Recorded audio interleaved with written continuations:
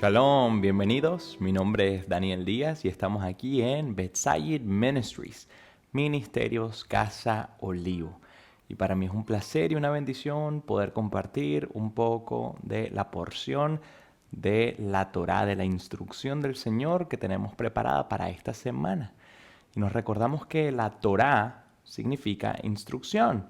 Y la Torá son los primeros 5 libros que tenemos en nuestras Biblias, que son distribuidos en porciones semanales y estamos estudiando esas porciones semana tras semana. Por eso estamos estudiando la porción Vayeshev, que significa y se asentó. Y estamos estudiando el libro de Bereshit, en hebreo significa en el comienzo, y le hemos conocido mejor como Génesis. Vamos a estar estudiando desde el capítulo 37, verso 1, hasta el capítulo 40. Y vamos a estar estudiando la totalidad de estos capítulos, 37, 38, 39 y 40. Entonces, primeramente es importante entender quiénes somos y por qué estudiar la Torá es importante. Y siempre me gusta comenzar explicando que el pueblo de Dios solo tiene un solo nombre en las Escrituras, y es Israel. El Señor no creó religiones, ni doctrinas, ni divisiones en su pueblo. Él quería que nuestro pueblo fuese uno y nos dio su instrucción para saber cómo relacionarnos con Él y con nosotros mismos, con nuestro pueblo. Por eso es que es importante entender que el pueblo de Dios solo tiene ese nombre, Israel, y que esa promesa que fue dada a Abraham llegó a ser la promesa de Isaac, su hijo, y a su vez llegó a ser la promesa de Jacob. Y hemos estudiado en la porción semanal de la semana pasada, la porción Vayishlach, de cómo Jacob tuvo un encuentro con el Señor y después de tener un encuentro con el Señor cambió su nombre y el propósito de su vida. Y ya no se llamaba más Jacob o Jacob, sino que llegó a ser llamado Israel, que significa el que lucha junto a Dios. Y por eso Israel tuvo 12 hijos. Y uno de ellos fue José.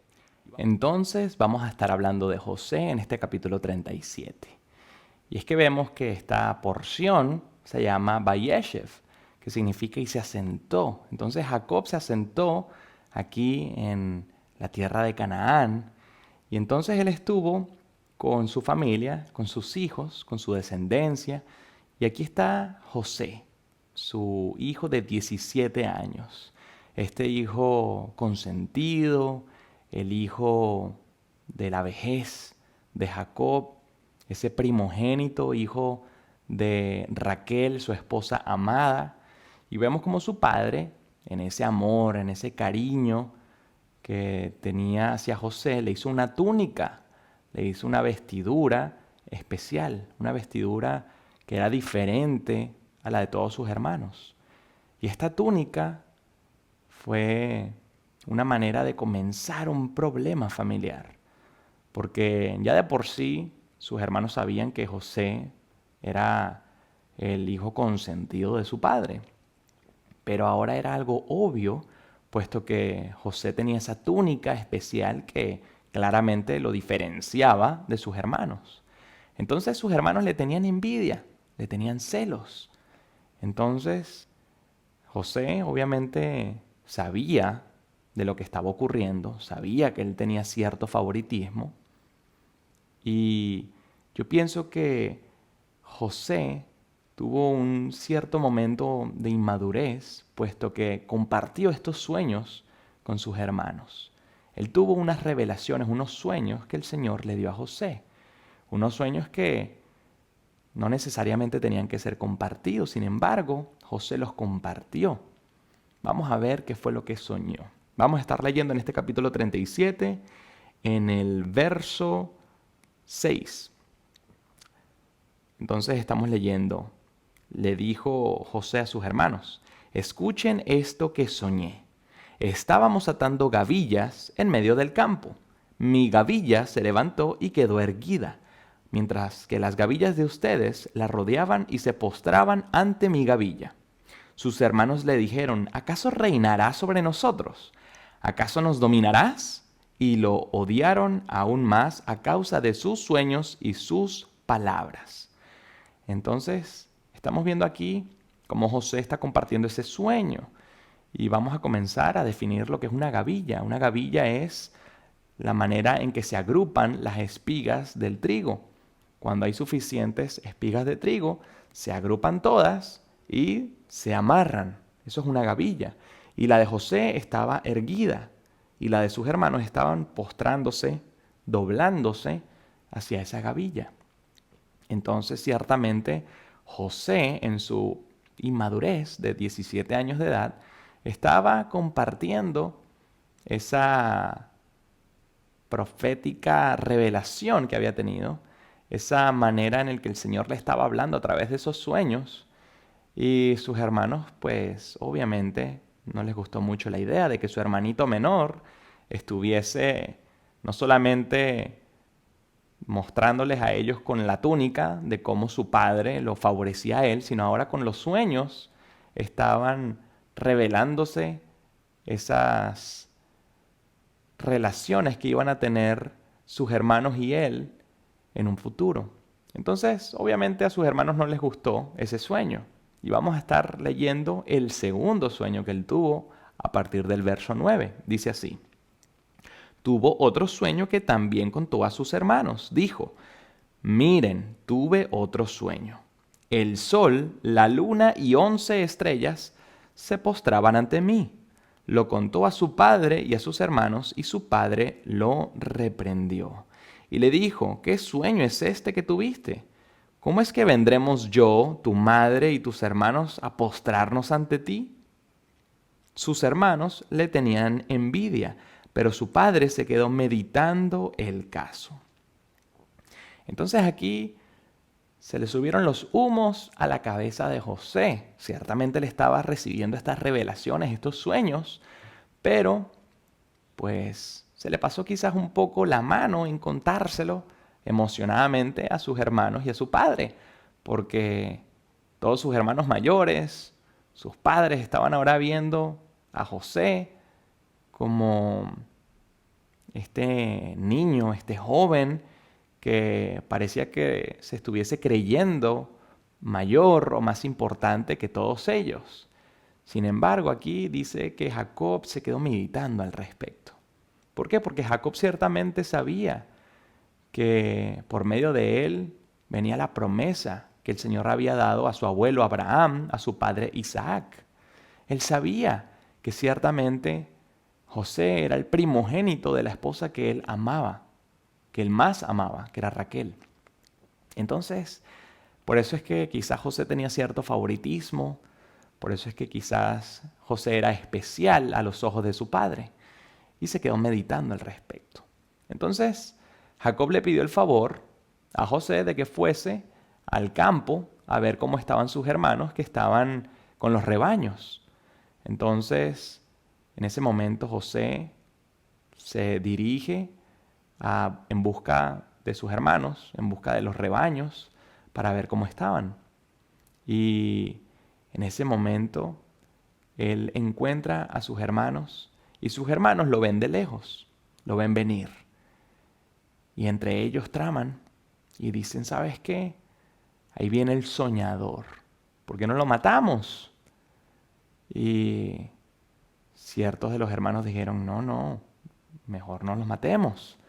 ¿Por qué no lo dejamos aquí en el pozo? Dice Rubén, el primogénito, el mayor de todos.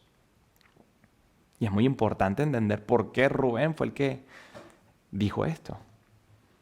Nos recordamos que la responsabilidad siempre o regularmente es con la persona mayor. Entonces Rubén sabía que si algo le pasaba a José, él iba a ser el responsable. Y si él iba a ser el responsable, esa herencia que le correspondía a Rubén pudiese ser dada a otra persona. Entonces él dijo: no, vamos a dejarlo aquí en un pozo y lo dejamos ahí y nos vamos. Y él había dicho eso porque él pensaba dejarlo en ese pozo, pero después rescatarlo y llevarlo junto a su padre nuevamente. Pero en ese momento Rubén se va y sus hermanos dicen, ¿saben qué? Vamos a dejarlo en el pozo. Y lo dejaron en el pozo y vino un campamento de ismaelitas que estaban dirigiéndose hacia Egipto. Y ellos dijeron, ¿sabes qué? ¿Por qué no vendemos a José? Fue Judá, el líder innato entre los hijos de Jacob. Sabemos que Rubén era el mayor, pero Judá tenía ese liderazgo, era ese hijo especial que sus demás hermanos escuchaban. Y Judá entonces vendió a su hermano, o fue el que quizás dio la idea de vender a su hermano. Y lo vendieron como un esclavo a estos ismaelitas que iban para Egipto. Y terminaron entonces vendiendo a José por 20 monedas de plata. Y entonces cuando Rubén vuelve y se da cuenta que José no está en el pozo, él dice, ¿qué pasó con José? ¿Dónde está? Y sus hermanos le dijeron que lo habían vendido. Y Rubén dice, no puede ser, ¿dónde me voy a meter yo? Soy el primogénito, soy el responsable, soy el mayor. Mi papá me va a desheredar, me va a quitar la herencia. ¿Dónde me voy a meter?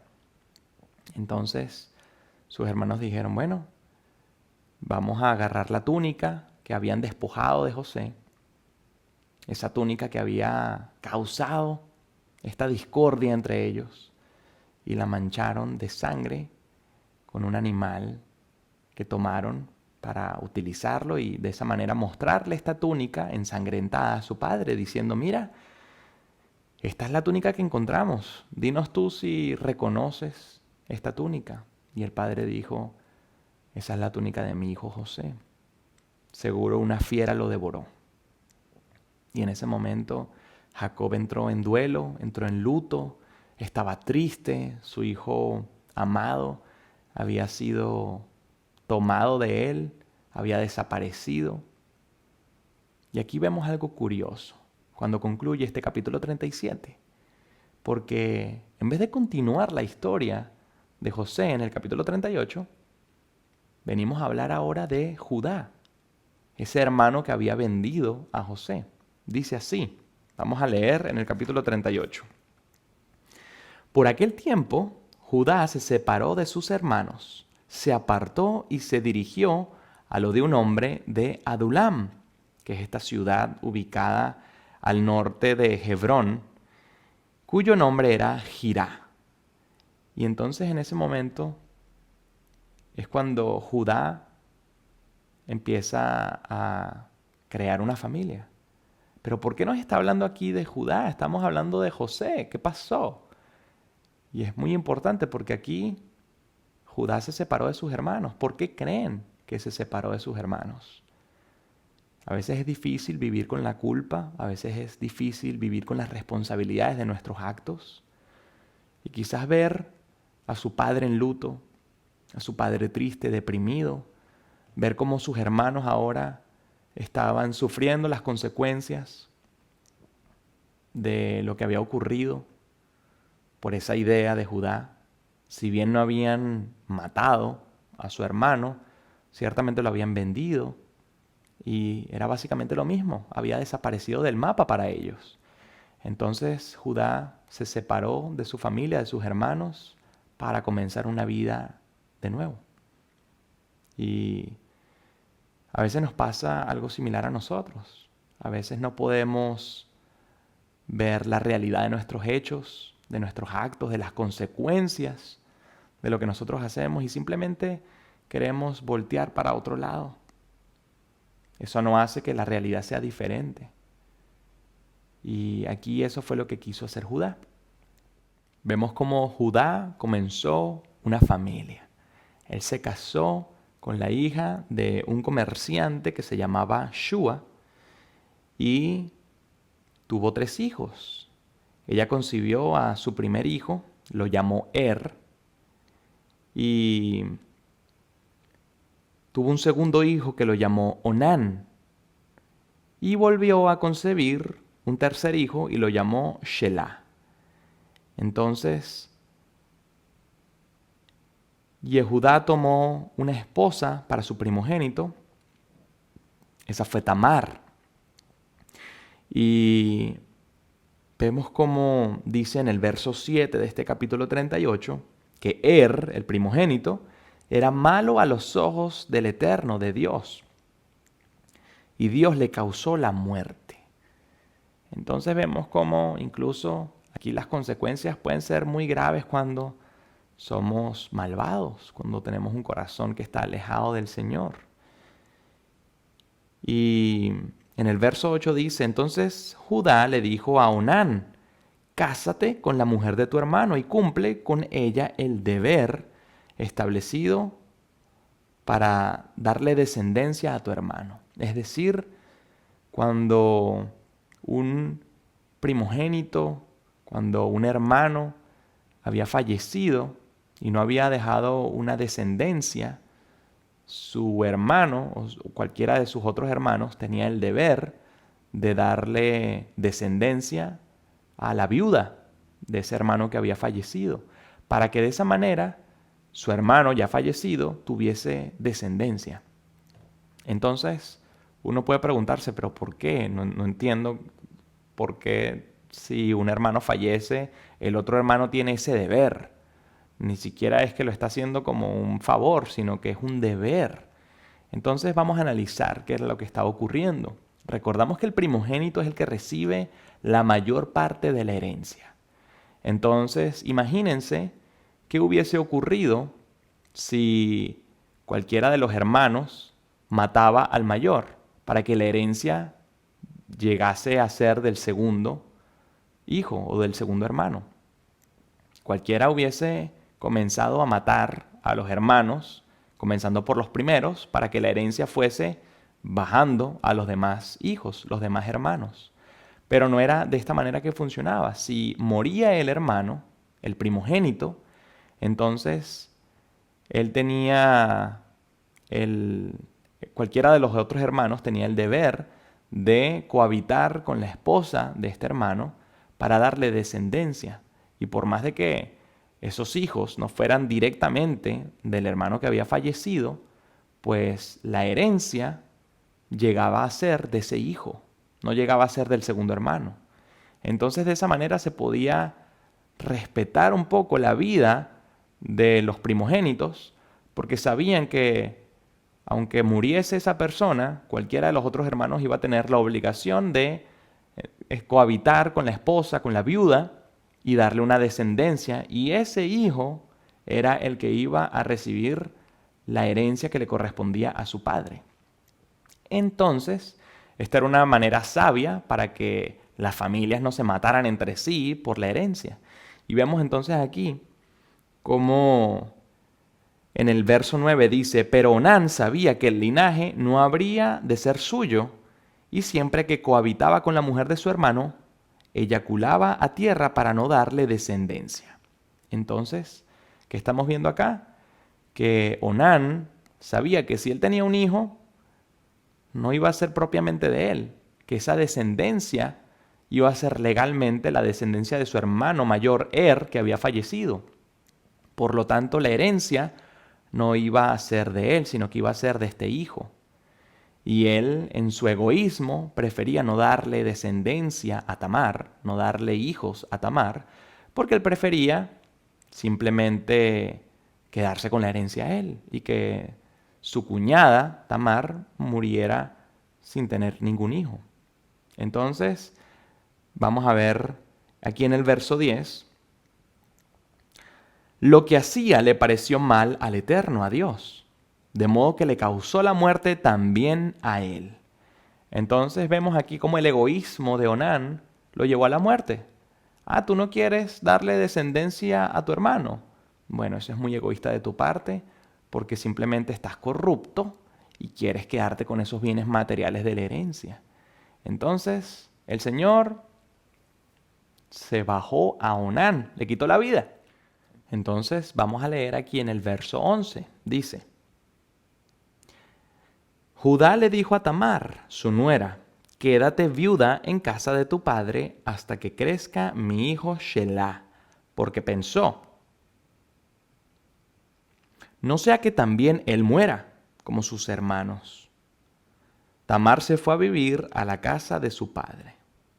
Entonces, pues obviamente Judá tenía temor de que su tercer hijo, el único que le quedaba, fuese a tener el mismo destino que sus dos hermanos mayores, porque aquí el factor común era Tamar. Él decía, ¿qué pasa si le doy a mi tercer hijo? Quizás le va a ocurrir lo mismo que a los dos anteriores. Quizás es Tamar que algo tiene ella que está propiciando la muerte de mis hijos. Quién sabe lo que estuviese pasando por la mente de Judá, pero él ciertamente estaba aferrado a ese hijo que le quedaba. Tamar está entonces en casa de su padre y Judá pasó por un momento difícil donde su esposa muere.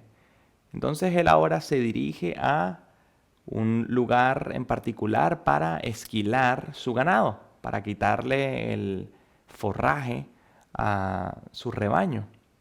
Entonces le avisaron a Tamar diciendo, tu suegro está ascendiendo a Timná a esquilar sus ovejas. Entonces ella se quitó las vestimentas de su viudez, se tapó con el velo, se cubrió y se sentó en la bifurcación que está en el camino a Timná, porque notó que Shelah, que era el tercer hijo de Judá, ya estaba maduro y sin embargo no la habían presentado a él para matrimonio. Entonces ella dijo, mira, ya pasó el tiempo, ya yo sé que Shelah está en esa edad y me parece muy curioso que a mí no me hayan presentado a Shelah, que es el que debería estar conmigo. Yo quiero ya poder tener una familia, poder darle esa descendencia a Judá. Entonces, en ese momento ella quitó esas vestimentas de viudez, esas vestimentas que hacían notorio que ella era una viuda, que no era ni soltera ni casada. Entonces se vistió de una manera que parecía que fuese una prostituta, porque no solamente era la manera en la que estaba vestida, sino que hizo algo que era muy común en ese entonces. Las prostitutas estaban regularmente cuando los caminos tienen una bifurcación, cuando se dividen. Entonces, vemos aquí lo siguiente, en el verso 15. Al verla, Judá creyó que era una prostituta porque tenía la cara cubierta. Entonces se desvió hacia ella en el camino y le dijo, por favor, déjame estar contigo. Él no sabía que era su nuera. ¿Qué me darás por estar conmigo?, planteó ella. Te enviaré una cría de las cabras del rebaño, respondió él. Solo si me entregas algo en garantía hasta que me la mandes, replicó ella. Y él respondió, ¿qué garantía puedo darte? Y ella dijo, tu sello, tu manto y el bastón que tienes en tu mano. Se los dio, cohabitó con ella y la dejó embarazada. Ella se levantó, se fue, se quitó el velo y se vistió las ropas de su viudez. Y Judá envió la cría de cabra por mano de su amigo para recobrar la garantía que tenía la mujer, pero no la halló. Preguntó a los hombres del lugar, ¿dónde está aquella prostituta que estaba en la bifurcación del camino? Y ellos respondieron, aquí no ha habido ninguna prostituta. Así volvió a Judá y le dijo, no la hallé. Y también los hombres del lugar dijeron que allí no ha estado ninguna prostituta. Dijo Judá, que se los quede, para que no seamos humillados. Yo envié este cabrito y tú no la hallaste. Entonces vemos ese encuentro entre Judá, entre su nuera. Judá cohabita con ella, solo con esa condición de que él tenía que darle un cabrito, o darle, digamos, esa manera de pago a Tamar. Y ella pide como garantía que le dé esos tres símbolos: el sello, el manto y el bastón. Estos tres elementos que no solamente denotan realeza, sino también sacerdocio. Eran elementos importantes, demostraban el liderazgo de esta persona. Y él dio eso a su nuera, simplemente como una garantía. Él quería recuperar esos elementos. Sin embargo, cuando mandó el cabrito por medio de su mensajero, no encontraron a Tamar, le preguntaron a las personas y como obviamente ella no era ninguna prostituta y no solía estar ahí, pues no la hallaron. Entonces Judá dijo, mira, ya, no sigas preguntando, que la gente va a pensar que estamos aquí buscando prostitutas como para darle un cabrito y hay que contarle toda la historia y no tiene sentido. Mejor quédate aquí, no sigamos buscando. Nosotros tratamos, no la encontramos. Entonces, ¿qué ocurrió? A los 3 meses, adivinen qué, embarazada Tamar. Embarazada y con esa descendencia que estaba ahora en su vientre. ¿Y qué ocurrió? Las demás personas dijeron, ya va, tú no eras una viuda, ¿cómo repentinamente ahora estás embarazada? Y le fueron a decir a Judá, y le dijeron, mira, tú no eras Tamar, imagínate, está embarazada, seguro estuvo en adulterio. Y él dijo, ¿sabes qué? Este es el momento de cobrármelas. Ella quizás habrá causado la muerte de mis 2 primeros hijos, yo nunca le quise dar a mi tercer hijo, así que ¿sabes qué? Vamos a acabar con ella, porque ha pecado. Ha estado quizás en prostitución o quizás en adulterio, quién sabe con quién ha estado. Entonces, en ese momento, Tamar dice, ¿saben qué? Llévenle a mi suegro estos elementos y díganle que el padre de esta criatura es el dueño de este sello, de este manto y de este bastón. Entonces, cuando Judá recibió estos elementos, dijo, no puede ser, esta mujer es más justa que yo no le di a mi tercer hijo cuando correspondía, ella tiene la razón, ella es más justa que yo y no volvió a cohabitar con ella. Entonces, Tamar estaba embarazada, pero no solamente tenía a un bebé, sino tenía a 2. Vemos aquí, en el 27, cuando llegó el momento de dar a luz, había mellizos en su vientre. En el alumbramiento, uno sacó la mano. La partera tomó un hilo rojo y se lo ató diciendo, este salió primero. Pero luego retiró su mano y salió su hermano. Y ella dijo, ¿cuánta fuerza hiciste para imponerte? Y por eso lo llamó Peretz. Y después salió su hermano, el que tenía en la mano el hilo rojo, y lo llamó Seraj, que significa brillo, por ese brillo del hilo rojo. Entonces, vemos esta historia de Judá aquí en la mitad de la historia de José. Y es muy curioso, pero vemos cómo el Señor cumple su propósito, aunque nosotros no querramos, aunque nosotros estemos aquí tratando de negarle a Él lo único que nos queda, lo único que tenemos. Él hace que sus planes sean mejores que los de nosotros.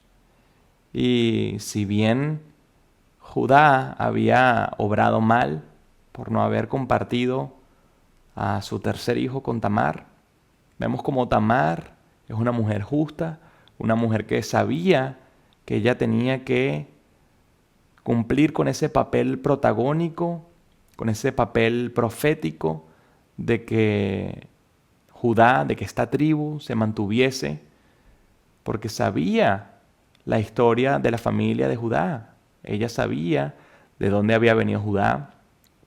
Ella sabía de esa importancia que él tenía para el pueblo de su Dios. Ella sabía que ella le correspondía ser responsable aún cuando las demás personas no lo son. Pero qué lindo cuando nosotros colocamos de nosotros, cuando nosotros somos responsables y el Señor se encarga del resto. Nosotros aquí tratamos de dar lo mejor de nosotros y el Señor es el que simplemente va a terminar moviendo las piezas como a Él le convenga, en el plan y en el tiempo perfecto, que son muy diferentes a los de nosotros.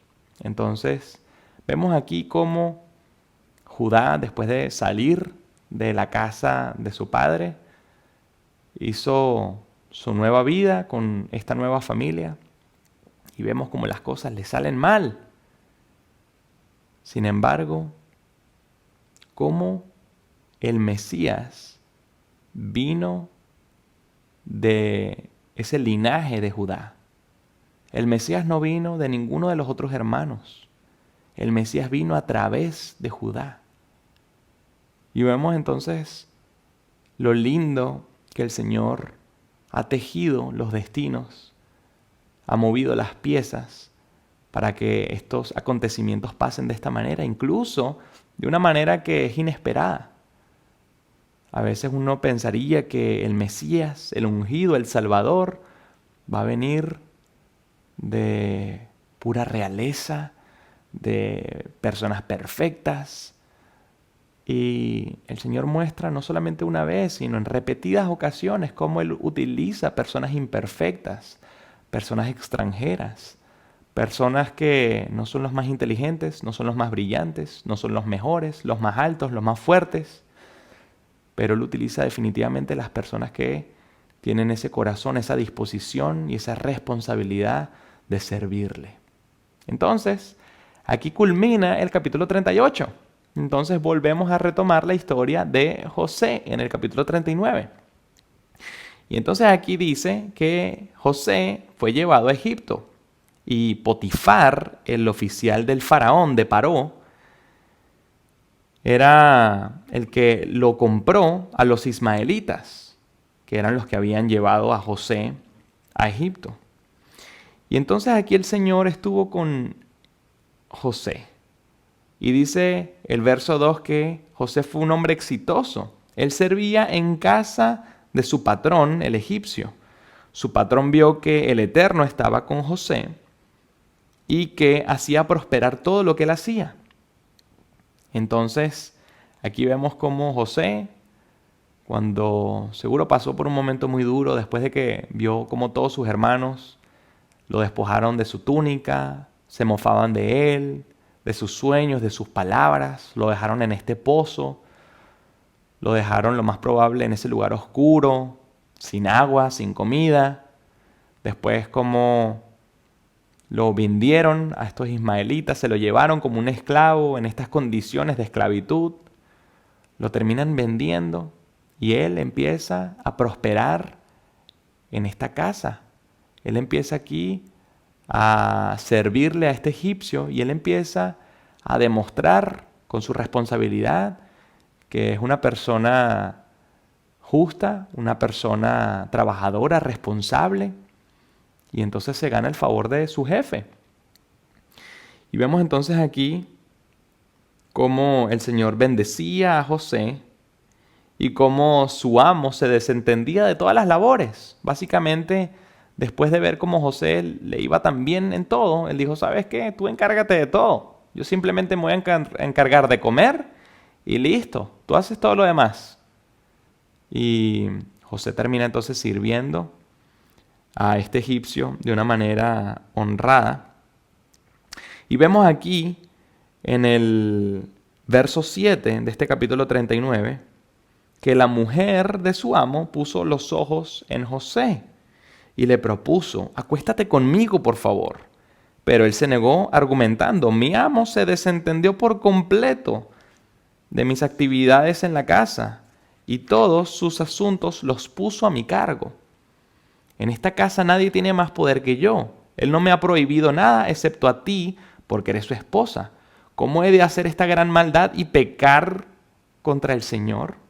Entonces aquí él le está diciendo, mira, no, la tentación puede que esté ahí, pero yo necesito no solamente honrar al Señor, sino también honrar a mi amo. Él me dio todas estas responsabilidades, él se desentendió de absolutamente todo lo que yo hago, porque él sabe que todo lo hago bien.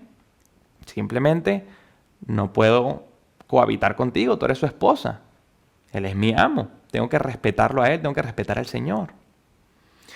Entonces, a pesar de que ella le hablaba a José diariamente, como lo dice el verso 10, él no le prestaba atención. Y él no se acostó junto a ella ni perdió su tiempo con ella.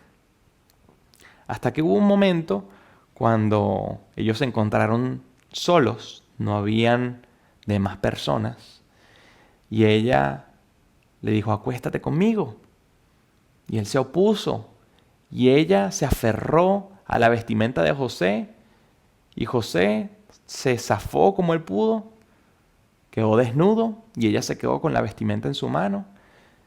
Y ella en ese momento, me imagino que sintió rabia, sintió impotencia, de que teniendo todos los lujos que quizás podía tener, no logró tener esa relación con José.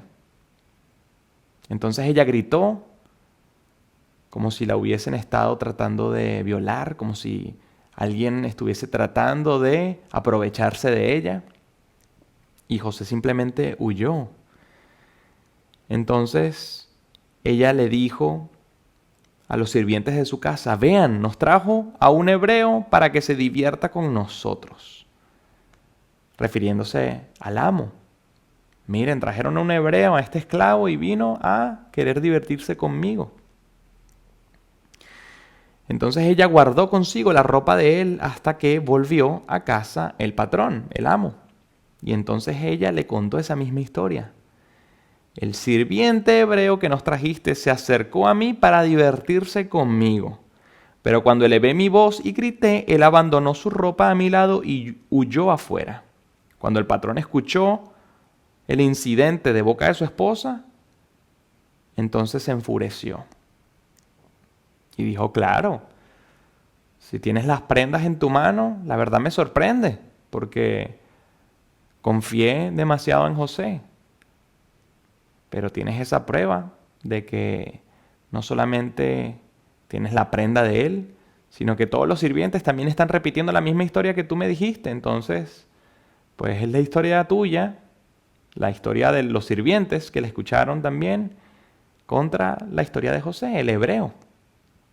Entonces, el patrón tomó a José y lo puso en la prisión, donde se confinaba a los presos del faraón. No era cualquier prisión, era la prisión para la gente que trabajaba directamente con el faraón. Y allí quedó en prisión. Pero el Señor, que no nos abandona, estuvo con José y lo dotó de simpatía e hizo que se congraciara con el que se encargaba de la cárcel, de la prisión. Entonces el que se encargaba en la cárcel puso en manos de José el control de todos los presos que había en la cárcel. De modo que todo lo que hacía se hacía conforme a la orden de él. Entonces el encargado de la cárcel no tenía necesidad de controlar nada de lo que estaba bajo dominio de José, porque el Señor, el Eterno, estaba con José y lo que él emprendía, el Señor lo hacía prosperar. Entonces, estamos viendo este vuelco de emociones en la vida de José, después de trabajar tan duro, de ser un extranjero, de demostrar su potencial, de aprender la cultura, el idioma. Vemos como el Señor le dice: mira, tienes que ir a la cárcel.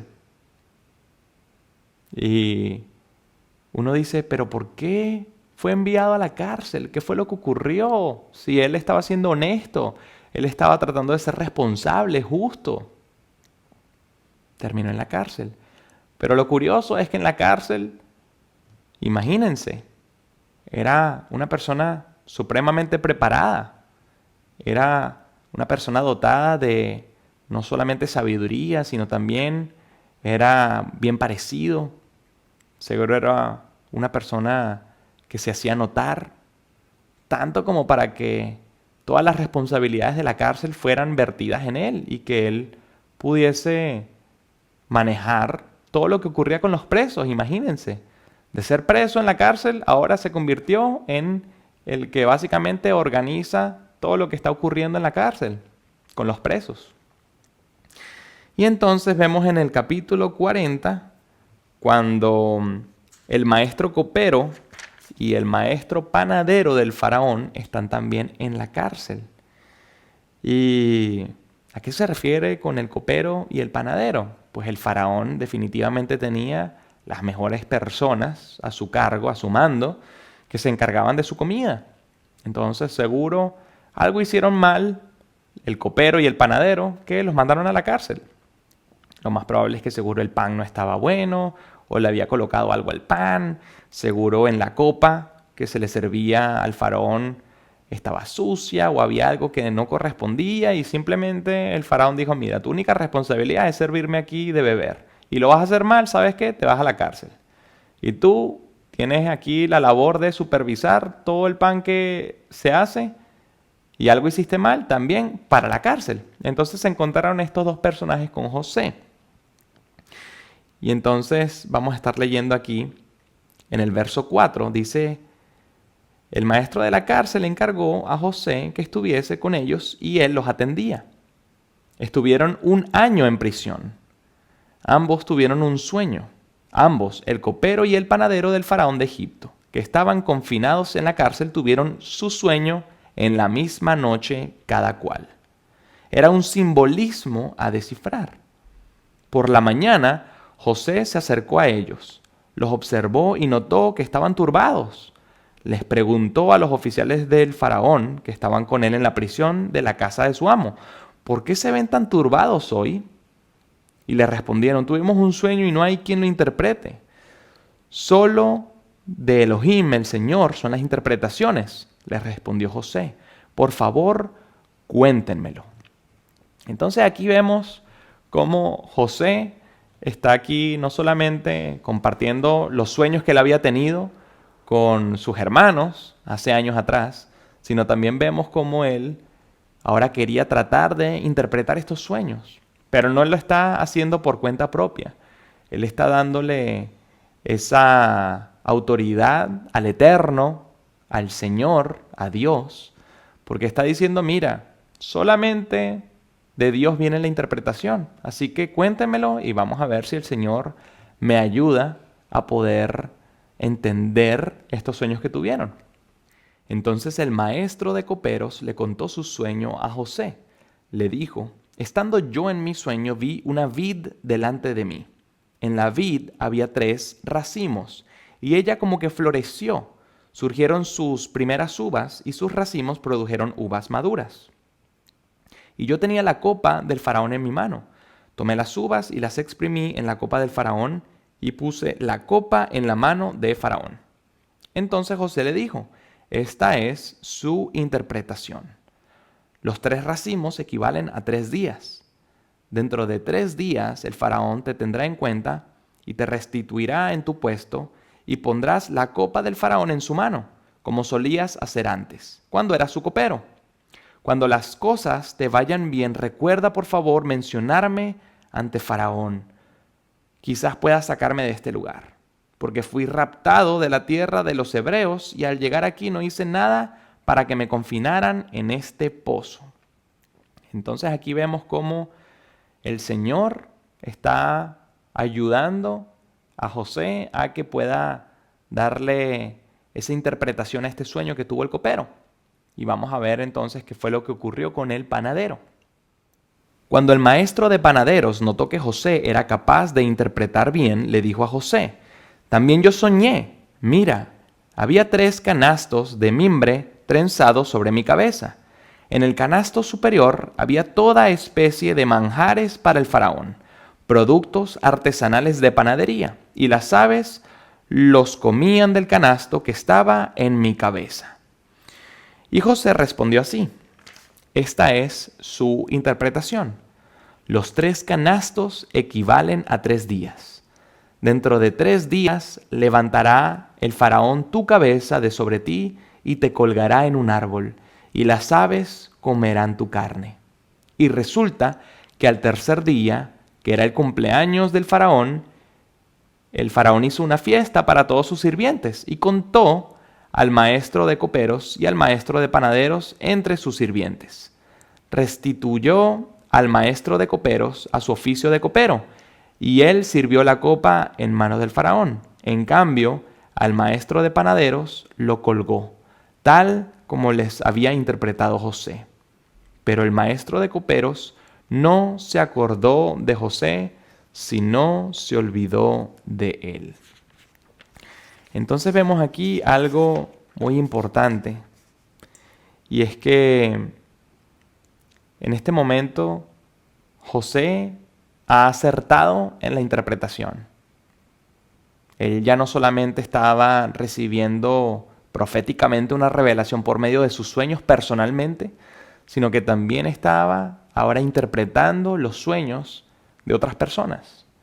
Y no solamente las estaba interpretando, sino que estaba acertando en sus interpretaciones. Entonces, vemos como uno de estos siervos del faraón termina colgado, vemos como el otro siervo termina siendo restituido. Pero este, que debía acordarse de José, no se acordó. Y de esta manera culmina esta porción. La vida de José es extremadamente especial.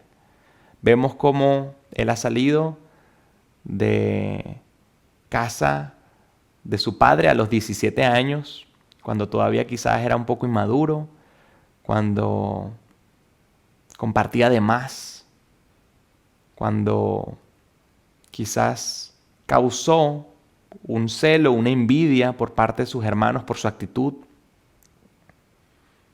Vemos cómo él termina aprendiendo, estando en esa esclavitud, cómo le tocó ahora llegar, después de ser el favorito, el amado, ahora a una tierra ajena, a una cultura ajena, a un lenguaje ajeno, a ser esclavo, a trabajar.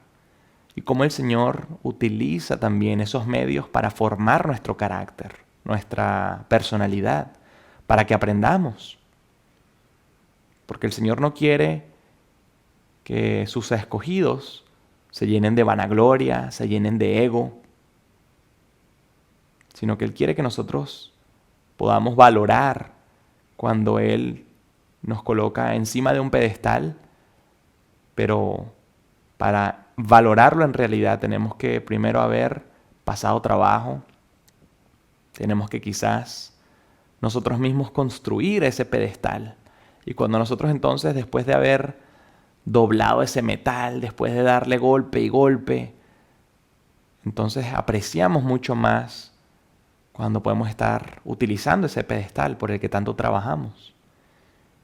Y es que el Señor no solamente quiere que nosotros podamos sentirnos exitosos del trabajo que hacemos nosotros con nuestras manos, sino que es Él el que verdaderamente, cuando quiere dar, lo hace, cuando quiere quitar, lo hace. Y por eso, con la vida de José, Él dio cuando tenía que dar y también quitó cuando lo tenía que hacer. Cómo eso ha formado el carácter de José y cómo eso también ayudó a Judá, a su hermano, que seguro tenía un sentido de culpa muy grande, quizás tenía remordimiento. Y también eso nos pasa a veces a nosotros, cuando obramos en contra de Dios, en vez de nosotros darnos una media vuelta y volver a Él, arrepintiéndonos, seguimos incluso caminando un poco más rápido en la dirección opuesta. Sentimos que esa culpa no se va, sentimos que ese remordimiento no se va, sentimos que no podemos congraciarnos de nuevo con Dios, que Él no nos va a perdonar, que es algo muy grande, que es algo muy grave. Y se nos olvida que el Señor siempre está ahí, que Él nos coloca pruebas que nosotros tenemos que aprender a superar y que mientras nosotros venimos con un corazón arrepentido, mientras nosotros reconocemos las consecuencias de nuestros actos y aprendemos de estos actos, que el Señor nos recibe con los brazos abiertos. Y por eso es que estas historias son tan lindas y vamos a seguir estudiando la vida de José, la vida de sus hermanos, en la próxima porción, en esta nueva semana que viene. Y esperamos que esta porción haya sido de bendición para todos nosotros, que nos ayude a controlar más lo que compartimos con los demás, a que no nos sintamos vanagloriados por las bendiciones que nos comparte el Señor, que no nos sintamos superiores a los demás, que aprendamos a no darle un favoritismo a nuestros hermanos, a nuestros hijos, a nuestros familiares, que aprendamos a ser comedidos, que aprendamos a compartir el amor de una manera que no solamente pueda ser buena para alguna persona, pero también que no vaya a desmoralizar o que no vaya a causar una erosión a las demás personas cuando no reciben esa misma cantidad de amor. Entonces, que podamos ser balanceados y que el Señor pueda dirigir nuestros pasos. Que tengan un día de reposo bendecido, que tengan una semana bendecida. Quédense en sintonía con nosotros en esta porción semanal que viene para seguir aprendiendo de la vida de José y de qué fue lo que ocurrió entonces al salir de esa cárcel. Porque les voy adelantando, José sale de esa cárcel. Entonces, que el Señor pueda estar con ustedes, así como el Señor ha estado con José y con su pueblo Israel. Que tengan un día bendecido. Shalom.